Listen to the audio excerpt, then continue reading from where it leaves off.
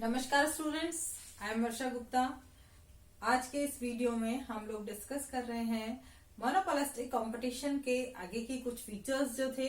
इससे पहले हमने मोनोपोलिस्टिक कंपटीशन के के बारे में हमने डिस्कस किया था इससे पहले वाले वीडियो में, और उसमें हमने ये देखा था मोनोपोलिस्टिक कंपटीशन के अंदर क्या होता है। There are large number of firms, इसके अंदर बहुत सारी फर्म्स होती हैं और ये जो है ज्यादातर परफेक्ट कंपटीशन और मोनोपोली दोनों के बीच की स्थिति होती है ना। दोनों के कैरेक्टरिस्टिक्स, दोनों के फीचर्स इसके अंदर हमें मिलते हैं।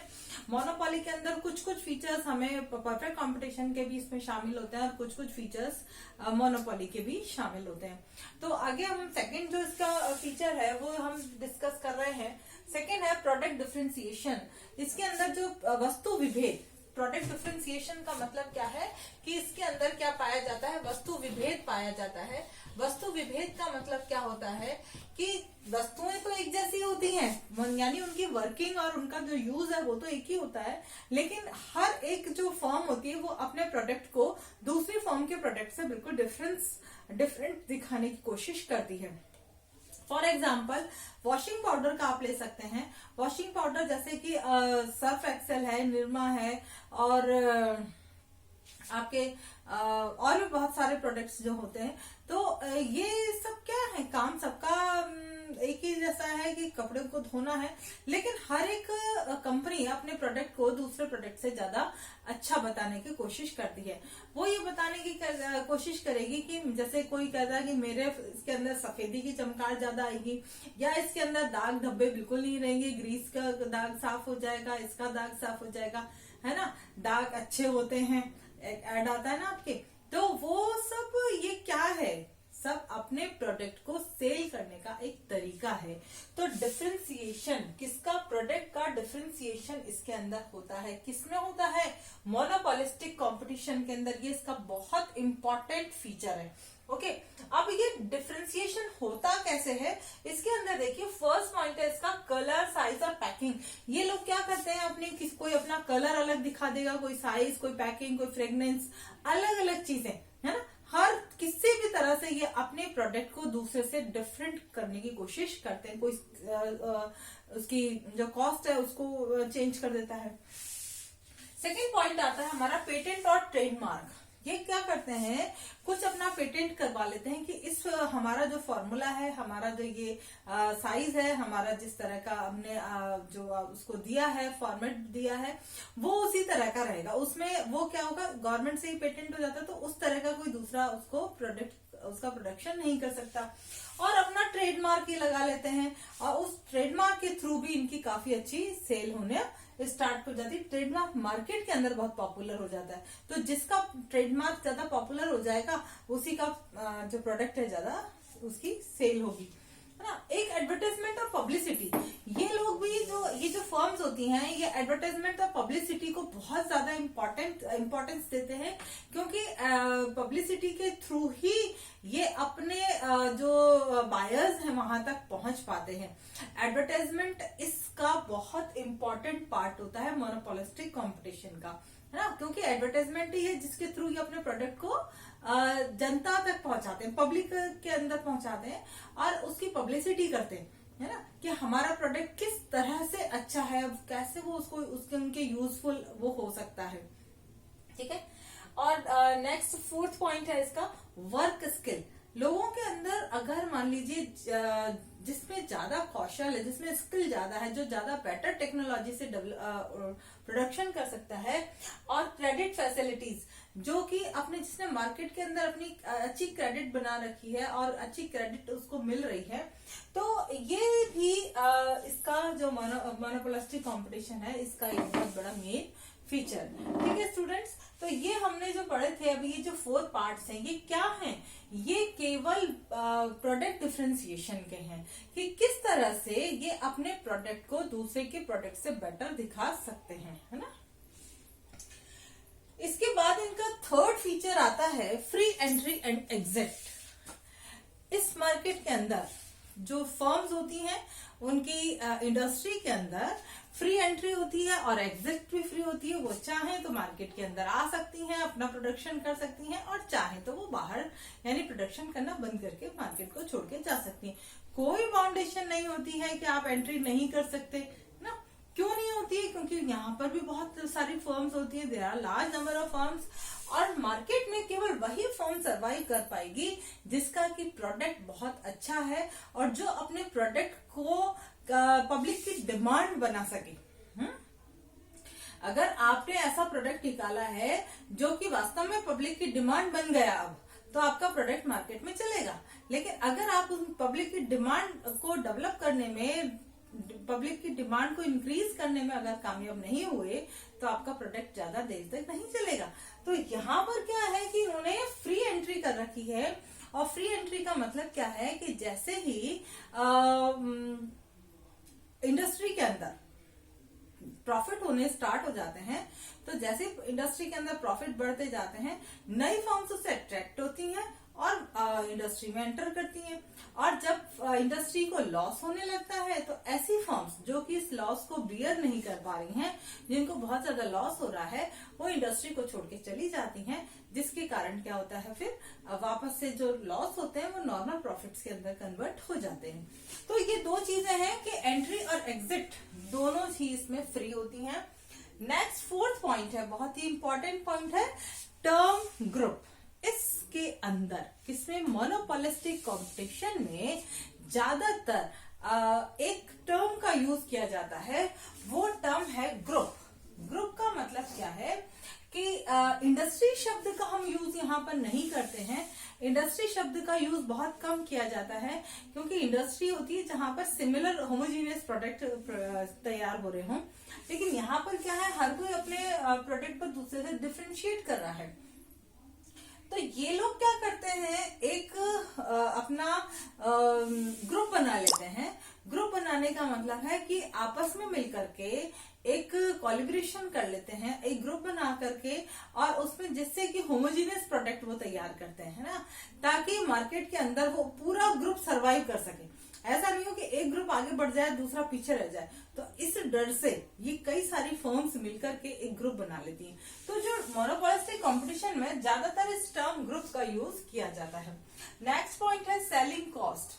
सेलिंग कॉस्ट भी इसका बहुत इंपॉर्टेंट रोल है कि इनकी जो सेलिंग कॉस्ट है वो हर एक फर्म दूसरी फर्म से अपनी सेलिंग कॉस्ट को कम रखने की कोशिश करती है, और अगर वो थोड़ा सा भी उसको इंक्रीज करने की कोशिश भी करती है, तो इसका इफेक्ट उसके दूसरे फर्म्स के प्रोडक्ट पर पड़ने लग जाता है। इसलिए इनको बहुत सोच समझ करके अपनी सेलिंग कॉस्ट को रखना पड़ता है। और नेक्स्ट पॉइंट है हमारा non price competition. Non price competition इस मार्केट का बहुत इंपॉर्टेंट फैक्टर है। नॉन प्राइस कंपटीशन होता क्या है, देखिए ये वो कंपटीशन है जिसके अंदर प्राइस के बेसिस पर कंपटीशन नहीं हो रहा है। ये किस बेसिस पर कंपटीशन हो रहा है, यानी कि कॉस्ट तो नहीं आ रही है इसमें, इस प्रोडक्शन कॉस्ट को इसमें शामिल नहीं कर रहे हैं, लेकिन जब भी कोई फर्म अपने प्रोडक्ट को बहुत ज्यादा मार्केट के अंदर पब्लिसिटी करने के लिए उसका एडवर्टाइजमेंट कर रही है, या उसके अंदर कोई फ्री ऑफर लगा रही है, तो वो सब चीजें जो उसकी अदर कॉस्ट आ रही है वो क्या कहलाती है, वो सब कहलाता है non price competition. For example जैसे सोप की है, जो बाथ सोप है, 2 सोप के साथ 1 सोप फ्री, या फिर आपका जो है जैसे वॉशिंग पाउडर है, वॉशिंग पाउडर के अंदर भी कई बार ऐसे ऑफर्स निकलते हैं, या फिर और भी कंपनीज एक प्रोडक्ट के साथ दूसरा प्रोडक्ट लगा करके उसको फ्री कर देती हैं, है ना। जैसे टूथपेस्ट के साथ थोड़ा शैम्पू फ्री कर दिया, या अपना जैसे उनको अपना टूथपेस्ट के साथ उन्होंने ब्रश फ्री कर दिया, क्योंकि वो टूथपेस्ट को अच्छी उसकी सेलिंग बढ़ाना चाहते हैं।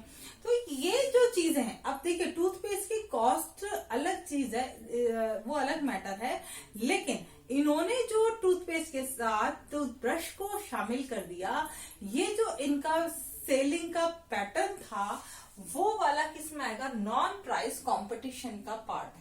ठीक है। ये जो प्राइस, इस तरह की जो लागतें होती है, इस तरह की जो कॉस्ट होती है, वो कहलाती है नॉन प्राइस कॉस्ट और नॉन प्राइस कंपटीशन, इसको हम बोलते हैं। ओके, तो ये हमारे फीचर्स थे इसके, किसके, मोनोपोलिस्टिक कंपटीशन के, एकाधिकारात्मक प्रतियोगिता के। ठीक है, एक बार और आप इसको समझ ले। प्रोडक्ट डिफरेंशिएशन का मतलब होता है वस्तु विभेद। वस्तु विभेद किस तरह से किया जा रहा है, कलर, साइज और पैकिंग के आधार पर हो रहा है, या फिर कंपनीज अपना पेटेंट करवा लेती है, पेटेंटीकरण करवा लेती है, या ट्रेडमार्क के थ्रू करवाती हैं, या फिर एडवर्टाइजमेंट करके अपने प्रोडक्ट की पब्लिसिटी बहुत ज्यादा करती हैं, और या फिर उनकी वर्किंग स्किल, उनकी टेक्नोलॉजी और उनके जो क्रेडिट फैसिलिटीज वो प्रोवाइड कराती हैं वो बहुत अच्छी होती है। इसके कारण भी उनकी जो मार्केट के अंदर अलग इमेज बनी होती है। नेक्स्ट है फ्री एंट्री और एग्जिट, इसके अंदर होती है कोई भी फर्म आराम से प्रवेश भी कर सकती है और बहिर्गमन भी कर सकती है, उसके लिए कोई बाउंडेशन नहीं होती है।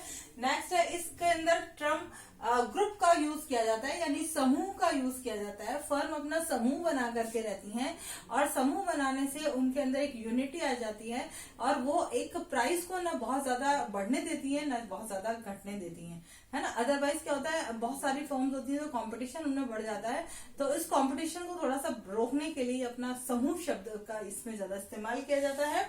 सेलिंग कॉस्ट इसके अंदर बहुत ज्यादा इंपॉर्टेंट होती है, ये मार्केट को बहुत ज्यादा इससे इफेक्ट इस पर पड़ता है। और नॉन प्राइस कंपटीशन यानी गैर कीमत प्रतियोगिता, इसको हम हिंदी में अगर बोले तो बोलते हैं गैर कीमत प्रतियोगिता। ये प्रतियोगिता क्या होती है, प्रतियोगिता, है ना। इसको मैंने बता दिया, विज्ञापन वगैरह जो देते हैं ना फर्म्स अपना प्रोडक्ट को ज्यादा उसकी पब्लिसिटी करने के लिए जो विज्ञापन दे रही है या फिर फ्री ऑफर दे रही है या इस तरह का कोई नया वो फंडा लेकर के आ रही हैं कि जिससे उनका प्रोडक्ट ज्यादा बिके, तो उसी को हम क्या बोलते हैं, गैर कीमत प्रतियोगिता, या उसको हम बोलते हैं नॉन प्राइस कॉम्पिटिशन। इसके बाद हमारा नेक्स्ट टॉपिक आता है average and marginal revenue curve. इस मार्केट के अंदर एवरेज और मार्जिनल रेवेन्यू कर्व्स की शेप किस तरह की होती है, देखिए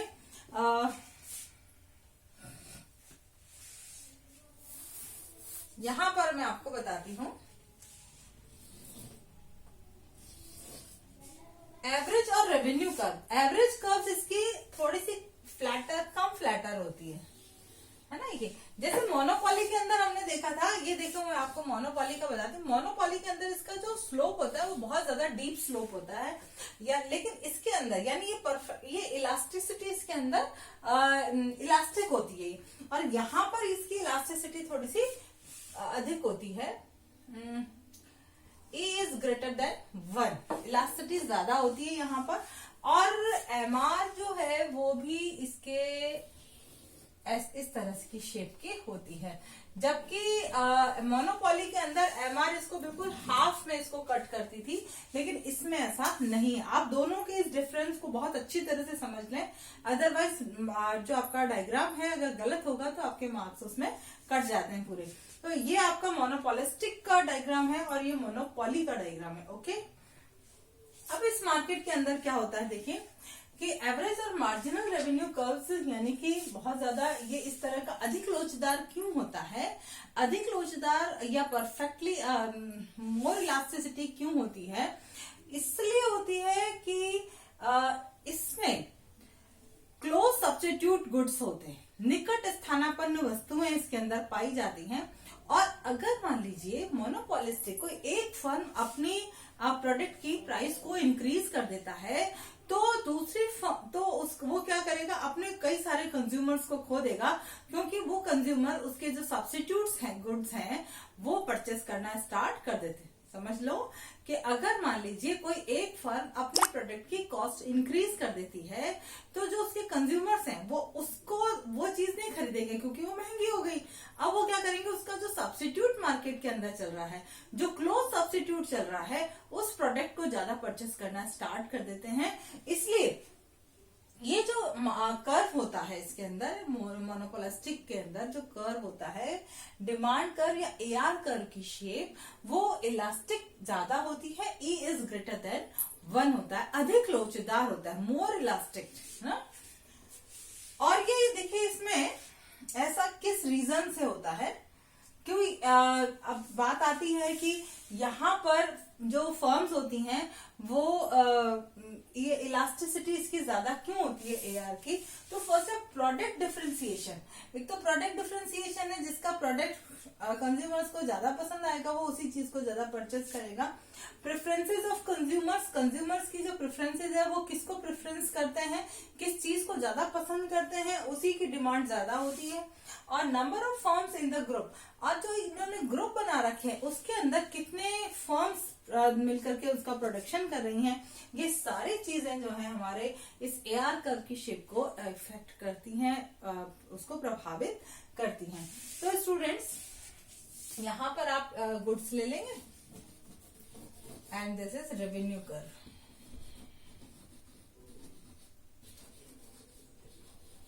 ओके,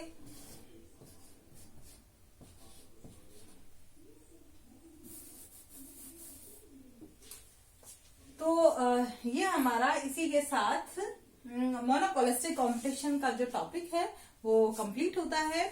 जो भी क्वेश्चंस हैं आप अपने जो आपका डाउट क्लासेस होती है उसमें आप डिस्कस कर सकते हैं। आज की वीडियो में इतना ही। Thank you and have a nice day.